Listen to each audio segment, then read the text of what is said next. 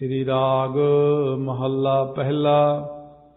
ਹੁਣ ਬੇਨਤੀ ਕੀਤੀ ਗੁਰਸਿੱਖਾਂ ਨੇ ਕਿ ਮਹਾਰਾਜ ਸੱਚੇ ਪਾਤਸ਼ਾਹ ਇਹ ਜਿਹੜਾ ਜੀਵ ਹੈ ਤਰਦਾ ਕਿਉਂ ਨਹੀਂ, ਡੁੱਬ ਕਿਉਂ ਜਾਂਦਾ, 84 ਦੇ ਗੇੜਿਆਂ 'ਚ ਕਿਉਂ ਘੁੰਮ ਜਾਂਦਾ। ਉਸ ਵਕਤ ਗੁਰੂ ਨਾਨਕ ਦੇਵ ਮਹਾਰਾਜ ਸੱਚੇ ਪਾਤਸ਼ਾਹ ਬਖਸ਼ਿਸ਼ ਕਰਕੇ ਫਰਮਾਉਂਦੇ ਨੇ, ਤ੍ਰਿਸ਼ਨਾ ਮਾਇਆ ਮੋਹਣੀ ਸੁਤ ਬੰਧਪ ਘਰ ਨਾਰ। ਇਹ ਮਨ ਨੂੰ ਜਿਹੜੀ ਆ ਨਾ ਮੋਹਣੀ ਮਾਇਆ ਦੀ ਤ੍ਰਿਸ਼ਨਾ ਲੱਗੀ ਹੋਈ ਹੈ। ਇੱਕ ਤਾਂ ਮਾਇਆ ਦੀ ਤ੍ਰਿਸ਼ਨਾ ਦੀ ਇਹ ਤ੍ਰਿਸ਼ਨਾ ਇੱਕ ਰੋਗ ਲੱਗਾ, ਇਹ ਤ੍ਰਿਸ਼ਨਾ ਵੱਡਾ ਰੋਗ ਲੱਗਾ। ਮਰਨ ਮਨਹੁ ਵਿਸਾਰਿਆ ਵੇਦਾਂ ਮੈਂ ਨਾਮ ਉਤਮ ਸੋ ਸੁਣਹਿ ਨਾਹੀ ਫਿਰ ਹੈ ਜਿਉ ਬੇਤਾਲਿਆ।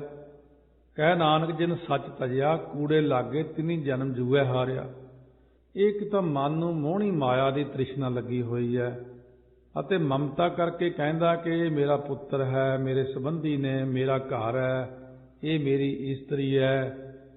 ਇਹ ਇੱਧਰ ਹੀ ਧਿਆਨ ਜ਼ਿਆਦਾ ਦਿੰਦਾ ਅਤੇ ਸਤਿਗੁਰੂ ਵੱਲ ਧਿਆਨ ਨਹੀਂ ਕਰਦਾ। ਧਨ ਜੋਬਨ ਜਗ ਠੱਗਿਆ ਲੱਭ ਲੋਭ ਅਹੰਕਾਰ। ਧਨ ਪੈਸਾ ਜਿਹੜੀ ਜਵਾਨੀ, ਫਿਰ ਲੱਭ ਖਾਣ ਦਾ, ਲੋਭ ਹੁੰਦਾ ਜੋੜਨ ਦਾ, ਤੇ ਹੰਕਾਰ। ਇਹਨਾਂ ਪੰਜਾਂ ਠੱਗਾਂ ਨੇ ਸਾਰੀ ਦੁਨੀਆ ਨੂੰ ਠੱਗ ਲਿਆ।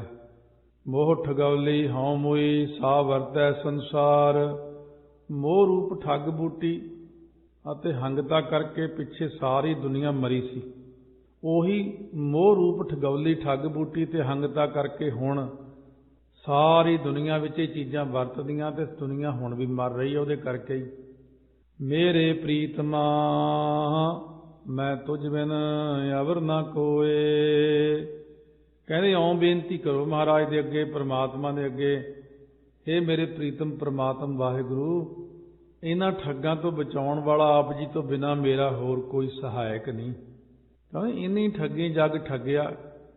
ਇਹ ਠੱਗਾਂ ਨੇ ਇਹੋ ਜਿਹਾ ਜੱਗ ਠੱਗਿਆ ਜਿਹਦੇ ਕੋਲ ਮੈਂ ਜਾ ਕੇ ਕਹੂੰ ਵੀ ਮੈਨੂੰ ਕਾਮ ਕ੍ਰੋਧ ਤੋਂ ਬਚਾਵੇ, ਉਹ ਕਹਿੰਦਾ ਮੈਨੂੰ ਤਾਂ ਆਪ ਖਾ ਗਏ, ਮੈਂ ਤੈਨੂੰ ਕੀ ਬਚਾ ਸਕਦਾ। ਇਹ ਤਾਂ ਵੱਡੇ ਵੱਡੇ ਦੇਵਤੇ ਨਹੀਂ ਛੱਡੇ, ਕਾਮ ਕ੍ਰੋਧ ਹੋਣਾ ਨੇ ਤਾਂ ਤਿੰਨੇ ਵੱਡੇ ਦੇਵਤੇ ਵੀ ਨਹੀਂ ਛੱਡੇ, 33 ਕਰੋੜ ਵੀ ਨਹੀਂ ਛੱਡਿਆ। ਇਸ ਕਰਕੇ ਮਹਾਰਾਜ ਕਹਿੰਦੇ ਤੁਸੀਂ ਕਿਤੇ ਮਰਜ਼ੀ ਭੱਜ ਲਓ, ਇਹਨੇ ਨਹੀਂ ਛੱਡਣਾ ਤੁਹਾਨੂੰ। ਇਹ ਸਿਰਫ ਸਤਿਗੁਰੂ ਹੀ ਛਡਾਉਂਦੇ ਨੇ ਬਸ। ਗੁਰਮੰਤਰ, ਮੂਲ ਮੰਤਰ, ਗੁਰਬਾਣੀ ਦਾ ਆਸਰਾ ਲੈ ਕੇ ਇਹਨਾਂ ਤੋਂ ਬਚਿਆ ਜਾ ਸਕਦਾ। ਨਹੀਂ ਤਾਂ ਇਹਨਾਂ ਦਾ ਹਮਲਾ ਇੰਨਾ ਤਕੜਾ ਹੁੰਦਾ ਕਿ ਬੰਦੇ ਨੂੰ ਇਹ ਪਾਗਲ ਕਰ ਦਿੰਦੇ ਨੇ। ਹੇ ਕਾਮੰ ਨਰਕ ਵਿਸਰਾਮੰ ਬਹੁ ਜੋਨੀ ਭਰਮਾਵਣਾ। ਇਹ ਇੱਕ ਐਸਾ ਭੈੜਾ ਹੈ, ਕਈ ਜੂਨਾਂ 'ਚ ਪਾ ਦਿੰਦਾ। ਕ੍ਰੋਧ ਐਸਾ ਭੈੜਾ ਹੈ, ਪੁੱਠਾ ਕੰਮ ਕਰਵਾ ਦਿੰਦਾ। ਲੋਭ ਐਸਾ ਹੈ, ਲੋਭ ਕਰਕੇ ਬੰਦਾ ਧਰਮ ਹੀ ਛੱਡ ਜਾਂਦਾ ਆਪਣਾ। ਲੋਭ ਇੰਨੀ ਭੈੜੀ ਚੀਜ਼ ਹੈ, ਲੋਭ 4 ਪੈਸੇ ਲੈ ਕੇ ਉਲਟ ਹੋ ਗਿਆ ਧਰਮ ਤੋਂ। ਲੋਭ ਐਸਾ ਭੈੜਾ ਹੈ ਕਿ ਪੈਸੇ ਲੈ ਕੇ ਸਭ ਲੋਕ ਬਦਲ ਜਾਂਦੇ ਨੇ। ਤਾਂ ਮਹਾਰਾਜ ਸੱਚੇ ਪਾਤਸ਼ਾਹ ਕਹਿੰਦੇ ਨੇ ਫਿਰ ਮੋਹ ਐਸਾ ਭੈੜਾ, ਇਹ ਤੋਂ ਵੀ ਨਹੀਂ ਬਚਿਆ ਜਾ ਸਕਦਾ। ਹੰਕਾਰ ਕਰਕੇ ਜੀਵ ਬਚ ਨਹੀਂ ਸਕਦਾ। ਇਹ ਪੰਜਾਂ ਤੋਂ ਬਚਣਾ ਬਹੁਤ ਔਖਾ। ਮੇਰੇ ਪ੍ਰੀਤਮਾ ਮੈਂ ਤੁਝ ਬਿਨ ਅਵਰ ਨਾ ਕੋਏ। ਇਹ ਮਹਾਰਾਜ ਇਹ ਤੁਹਾਡੇ ਤੋਂ ਬਿਨਾਂ ਨਹੀਂ ਛੱਡਦੇ। ਮੇਰੇ ਪ੍ਰੀਤਮ ਜੀ ਮੈਨੂੰ ਬਚਾਓ ਇਹਨਾਂ ਤੋਂ। ਮੈਂ ਤੁਝ ਬਿਨ ਅਵਰ ਨਾ ਭਾਵਈ ਤੂੰ ਭਾਵ ਹੈ ਸੁਖ ਹੋਏ ਰਹਾਓ। ਆਪ ਜੀ ਤੋਂ ਬਿਨਾਂ ਮੈਨੂੰ ਹੋਰ ਕੋਈ ਚੰਗਾ ਹੀ ਨਹੀਂ ਲੱਗਦਾ। ਸੋ ਤੁਹਾਨੂੰ ਭਾਉਣੇ ਕਰਕੇ ਹੀ ਸੁਖ ਪ੍ਰਾਪਤ ਹੁੰਦਾ। ਤੁਹਾਡੇ ਨਾਲ ਹੀ ਮੇਰੀ ਮਿੱਤਰਤਾ, ਕਿਉਂਕਿ ਤੁਸੀਂ ਹੀ ਇੱਕ ਐਸੇ ਹੋ ਤਿੰਨਾਂ ਲੋਕਾਂ ਜਿਹੜੇ ਸਾਫ਼ ਦਿਲ ਹੋ।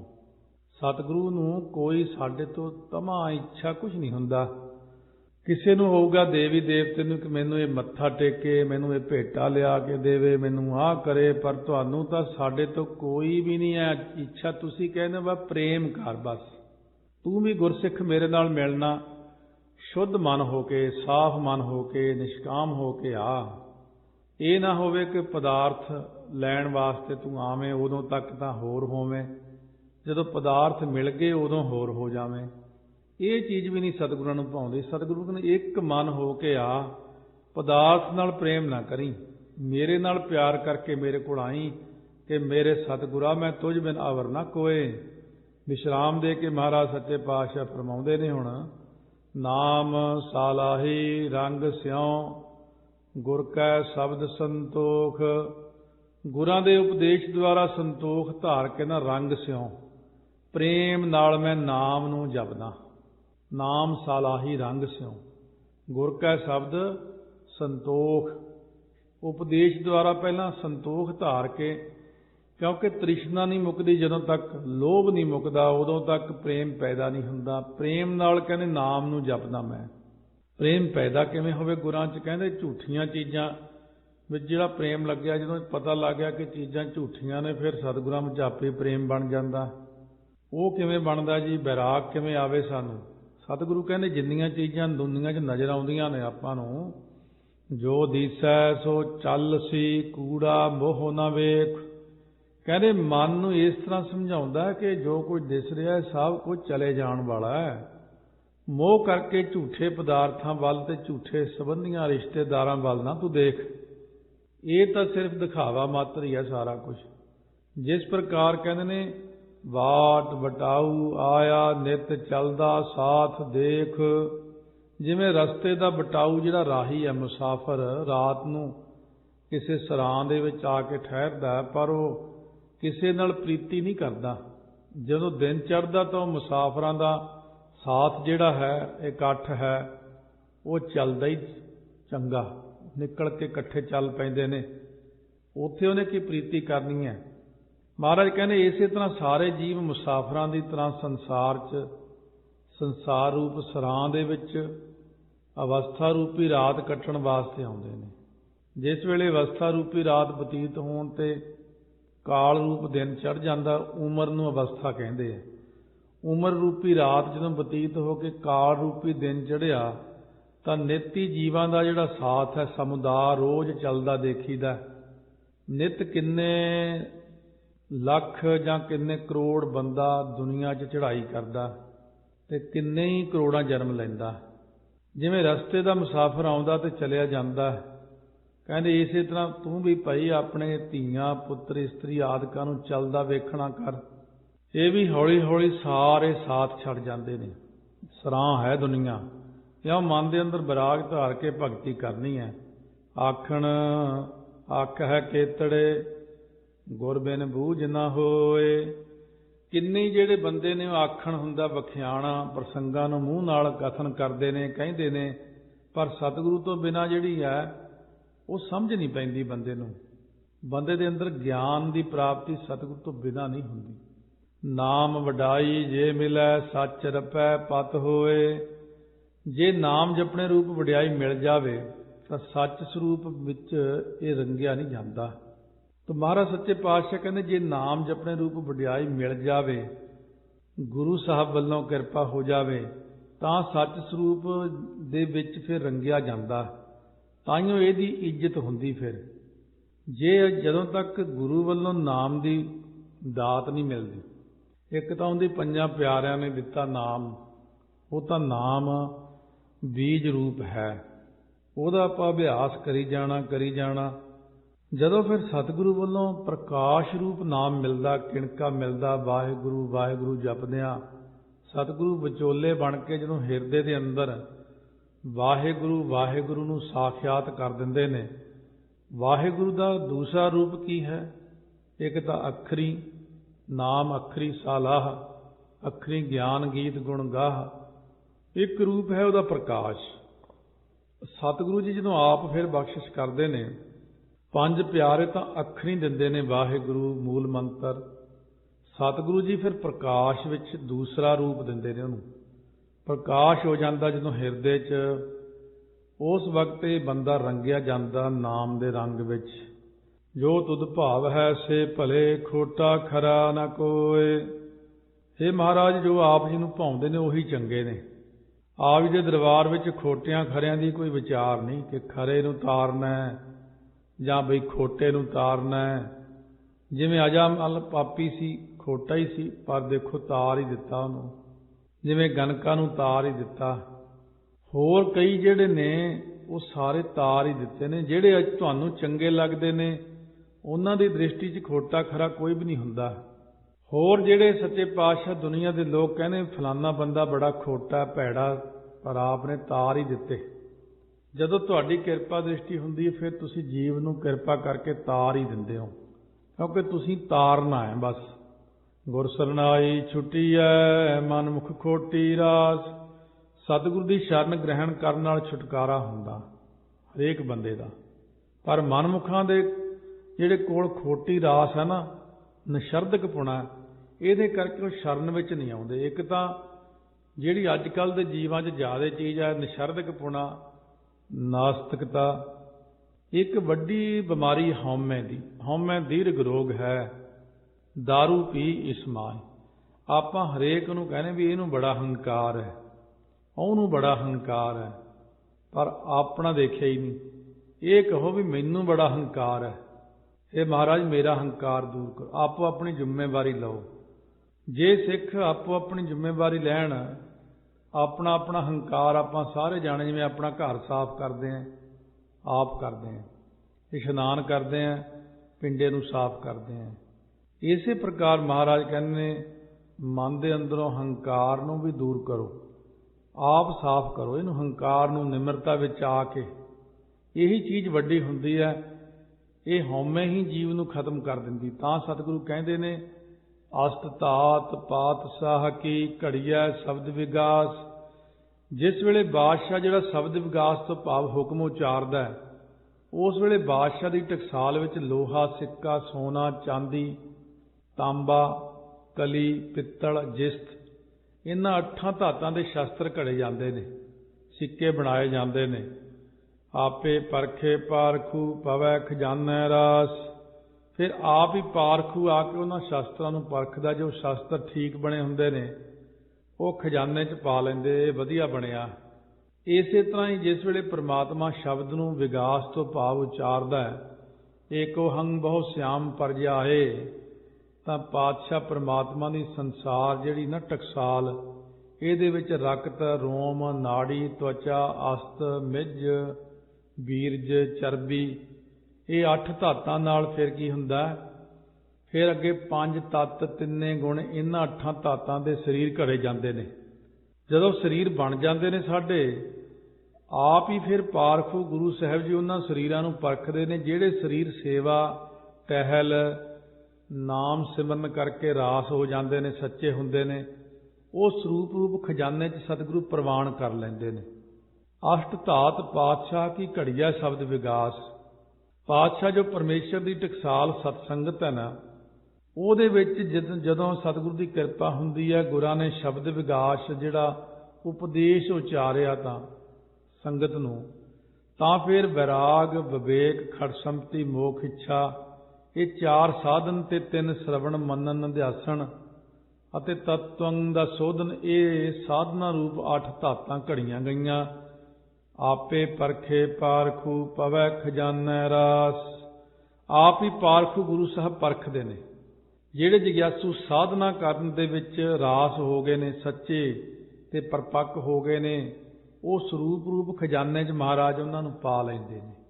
ਇਹੋ ਜਿਹੇ ਕਈ ਅੱਖਰ ਆਉਂਦੇ ਨੇ ਵੀ ਤਤਵੰ ਦਾ ਸੋਧਨ ਕਰਨਾ, ਸ਼ਰਵਣ ਮੰਨਨ, ਅਧਿਆਸਣ ਕਰਨਾ, ਤੋ ਆਸਪਦ, ਲਖਪਦ, ਤਵੰਗ ਪਦ, ਇਹ ਸਾਰੀਆਂ ਚੀਜ਼ਾਂ ਦੀ ਨੌਲੇਜ ਦਿੱਤੀ ਹੋਈ ਹੈ। ਜਿਹੜੀਆਂ ਪਹਿਲਾਂ 12 ਸੀੜੀਆਂ ਦਾ ਸੈੱਟ ਬਣਿਆ, ਉਹਦੇ ਵਿੱਚ ਇੱਕ ਥਾਂ ਲਿਖਿਆ ਨਿੱਕਾ ਜਿਹਾ ਆਤਮ ਗਿਆਨ। ਉਹ ਆਤਮ ਗਿਆਨ ਦੀ ਕਥਾ 15 ਕੁ ਘੰਟੇ ਦੀ ਹੈ। ਉਹ ਸਾਰੀ ਜੇ ਸੁਣ ਲਈ ਜਾਵੇ, ਸੁਣਨੀ ਪੈਂਦੀ ਉਹ ਘੱਟੋ ਘੱਟ 5-6 ਵਾਰੀ। ਜਦੋਂ ਆਪਾਂ ਐਨ ਧਿਆਨ ਨਾਲ ਉਹਨੂੰ ਸੁਣ ਲਿਆ, ਫਿਰ ਆਪਣੇ ਸਾਰਾ ਕੁਝ ਸਾਹਮਣੇ ਹੋਵੇਗਾ ਵੀ ਕੀ ਬੋਲਿਆ ਹੈ। ਤੇਰੀ ਕੀਮਤ ਨਾ ਪਵੈ ਸਭ ਡਿੱਠੀ ਠੋਕ ਵਜਾਏ। ਇਹ ਵਾਹਿਗੁਰੂ, ਮੈਂ ਸਾਰੇ ਤਰ੍ਹਾਂ ਨਾਲ ਚੰਗੀ ਤਰ੍ਹਾਂ ਟੋਟਾ ਕੇ, ਚੰਗੀ ਤਰ੍ਹਾਂ ਨਿਰਣਾ ਕਰਕੇ, ਸੋਧ ਕੇ ਵੇਖ ਲਿਆ, ਠੋਕ ਵਜਾ ਕੇ ਦੇਖ ਲਿਆ, ਸਾਡੇ ਪਾਸੋਂ ਤੁਹਾਡੀ ਕੀਮਤ ਨਹੀਂ ਪੈ ਸਕਦੀ ਸਾਰੇ ਤਰ੍ਹਾਂ ਦੇ ਨਾਲ। ਇਸ ਕਰਕੇ ਕਹਿਣਾ ਹਾਥ ਨਾ ਲੱਭਈ, ਸੱਚ ਟਿਕੈ ਪਤ ਪਾਏ। ਜਵਾਨੀ ਗੱਲਾਂ ਕਹਿਣ ਦੇ ਨਾਲ ਇਹ ਮਨ ਰੂਪ ਹੱਥ 'ਚ ਨਹੀਂ ਲੱਭਦਾ ਪਰਮਾਤਮਾ। ਜੇ ਸੱਚ ਨਾਮ ਦੇ ਸਿਮਰਨ ਵਿੱਚ ਟਿਕ ਜਾਵੇ, ਤਾਂ ਹੀ ਪਤੀ ਪਰਮਾਤਮਾ ਪਾ ਕੇ ਦਰਗਾਹ ਦੇ ਵਿੱਚ ਇੱਜ਼ਤ ਪ੍ਰਾਪਤ ਕਰਦਾ। ਸੱਚ ਟਿਕੈ ਪਤ ਪਾਏ, ਗੁਰਮਤਿ ਤੂੰ ਸਾਲਾਹਣਾ, ਹੋਰ ਕੀਮਤ ਕਹਿਣ ਨਾ ਜਾਏ। ਮਹਾਰਾਜ ਕਹਿੰਦੇ ਗੁਰਾਂ ਦੀ ਸਿੱਖਿਆ ਦੁਆਰਾ ਤੂੰ ਸਲਾਹਿਆ ਜਾਂਦਾ ਹੈ, ਗੁਰਮਤਿ ਲੈ ਕੇ ਤੂੰ ਸਲਾਹਿਆ ਜਾਂਦਾ ਹੈ ਗੁਰਾਂ ਦੁਆਰਾ। ਹੋਰ ਕਿਸੇ ਪ੍ਰਕਾਰ ਨਾਲ ਵੀ ਤੁਹਾਡੀ ਕੀਮਤ ਨਹੀਂ ਪਾਈ ਜਾ ਸਕਦੀ। ਜਿਤ ਤਨ ਨਾਮ ਨਾ ਭਾਵਈ, ਤਿਤ ਤਨ ਹਉਮੈ ਬਾਦ। जिस अंतःकरण विच परमात्मा का नाम जपना चंगा ही नहीं लगता, जित तन नाम ना भावई, उस अंतःकरण विच हौमै ते झगड़े ही पए रहिंदे ने। जिवें अजकल ने हरेक थां झगड़े ही झगड़े झगड़े ही झगड़े, जिथे मर्जी चले जाओ। सतगुरु ये सारा कुछ दस दिंदे ने बाणी च, पर मनमुख बंदा तो कथा ही नहीं सुनता, वो तो झगड़ा ही करता, वो नहीं सुनता कि गुरु घर दे विच की उपदेश हो। जे उपदेश सुन ले फिर काहनूं लड़े, फिर झगड़े काहनूं होण, विवाद काहनूं होण। पर महाराज कहने संसार दे अंदर जिथे नाम नहीं चंगा लगता जिस बंदे नूं, उही झगड़दा है ते उही हौमै करदा। गुर बिन ज्ञान ना पाईऐ, विख्या दूजा साध। एक जिहड़ा नाम दा स्वाद है ना, वो तो वखरा दूजा विषयां दा भी स्वाद है, माया दा स्वाद है। ਉਹਦੇ 'ਚ ਲੱਗਣ ਕਰਕੇ सतगुरु तो बिना ब्रह्म ज्ञान नहीं पाया जाता, गुरु का ज्ञान नहीं मिलता, क्योंकि बंदा विख्या दूजा स्वाद विच लग्या। जब तक दूजे स्वाद ने नाम तो बिना, फिर वो बंदे नूं नाम तो बिना ही स्वाद चंगे लगते। नाम जपण वास्ते जे कहिए फिर नहीं मनता। बिन गुण काम न आवई, माया फीका साध।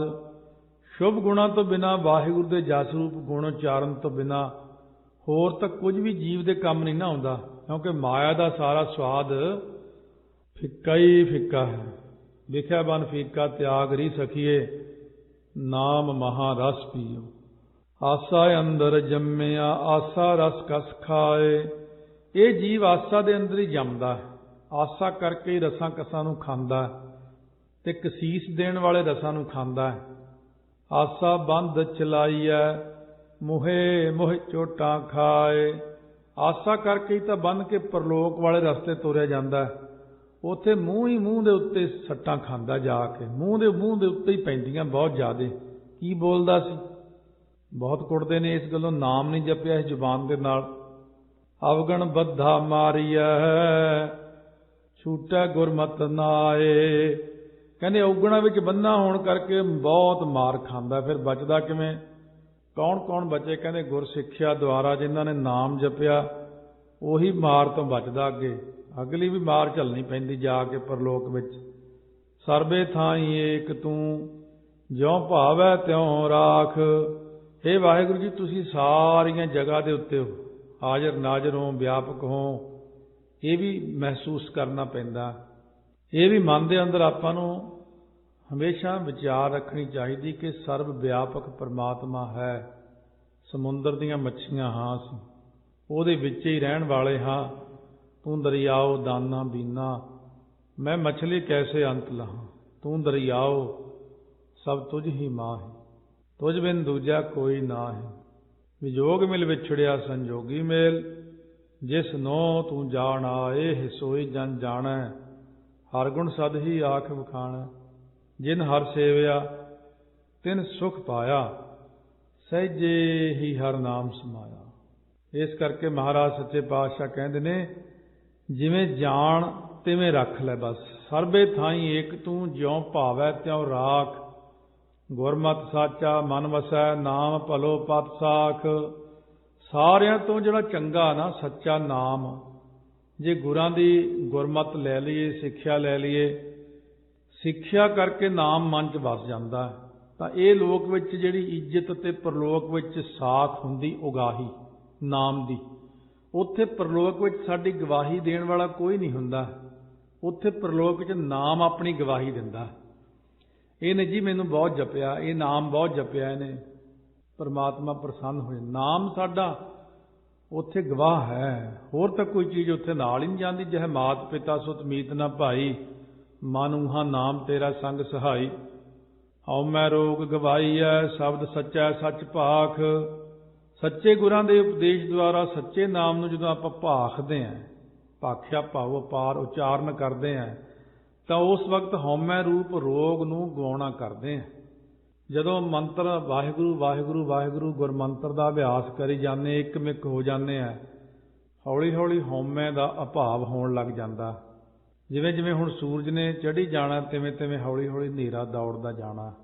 तां महाराज सच्चे पातशाह कहंदे ने, कित्थे कित्थे परमात्मा व्यापक है, ਆਕਾਸੀ ਪਾਤਾਲ ਤੂੰ ਤੇਰੇ ਭਵਨ ਰਹਿਆ ਸਮਾਏ। ਹੁਣ ਜਿਨ੍ਹਾਂ ਨੇ ਹਉਮੈ ਨੂੰ ਦੂਰ ਕੀਤਾ ਹੈ, ਨਾਮ ਨੂੰ ਜਪਿਆ, ਉਹਨਾਂ ਨੂੰ ਦੇਖ ਪੈਂਦਾ ਕਿ ਵਾਹਿਗੁਰੂ ਤਾਂ ਆਕਾਸ਼ਾਂ ਵਿੱਚ, ਪਤਾਲਾਂ ਵਿੱਚ, ਇਹ ਵਾਹਿਗੁਰੂ ਤੂੰ ਹੀ ਹੈ। ਤਿੰਨਾਂ ਲੋਕਾਂ ਵਿੱਚ ਵੀ ਤੂੰ ਹੀ ਸਮਾ ਰਿਹਾ ਹੈ। ਆਪੇ ਭਗਤੀ ਭਾਉ ਤੂੰ ਆਪੇ ਮਿਲਹਿ ਮਿਲਾਏ। ਇਹ ਵਾਹਿਗੁਰੂ ਤੁਸੀਂ ਆਪ ਹੀ ਭਗਤੀ ਰੂਪ ਹੋ, ਆਪ ਹੀ ਗਿਆਨ ਸਰੂਪ ਹੋ, ਤੇ ਗੁਰਾਂ ਦਾ ਮਿਲਾਇਆ ਹੋਇਆ ਹੀ ਜਗਿਆਸੂ ਪਰਮਾਤਮਾ ਨੂੰ ਮਿਲਦਾ। ਤੂੰ ਭਾਈ ਗੁਰਾਂ ਦਾ ਮਿਲਾਇਆ ਹੋਇਆ ਹੀ ਮਿਲਿਆ। ਸਤਿਗੁਰੂ ਦੀ ਮਿਹਰ ਹੋਈ ਹੈ ਤੇਰੇ ਤੇ ਤਾਂ ਤੂੰ ਮਿਲਿਆ। ਨਾਨਕ ਨਾਮ ਨਾ ਵਿਸਰੈ ਜਿਉ ਭਾਵੈ ਤਿਵੈ ਰਜਾਏ। ਮਹਾਰਾਜ ਫਰਮਾਉਂਦੇ ਨੇ ਆਪ ਦਾ ਨਾਮ ਨਾ ਭੁੱਲੇ। ਜਿਵੇਂ ਆਪ ਜੀ ਨੂੰ ਭਾਉਂਦਾ ਨਾ, ਮੈਨੂੰ ਆਪ ਉਸੇ ਤਰ੍ਹਾਂ ਰਜਾ ਦਿਓ, ਤ੍ਰਿਪਤ ਕਰ ਦਿਓ। ਇਹ ਆਗਿਆ ਦੇ ਕਰਨ ਵਾਲੇ ਵਾਹਿਗੁਰੂ, ਜਿਵੇਂ ਆਪ ਨੂੰ ਭਾਵੇ ਤਿਵੇਂ ਰੱਖ ਲੈ। ਜਿਉਂ ਭਾਵੈ ਤਿਵੈ ਰਜਾਏ, ਜਿਵੇਂ ਤੇਰੀ ਰਜਾ ਨਾ ਉਵੇਂ ਹੀ ਸਾਨੂੰ ਰੱਖ ਲਓ, ਪਰ ਕਿਰਪਾ ਕਰ ਦਿਓ ਨਾਮ ਨਾ ਭੁੱਲੇ।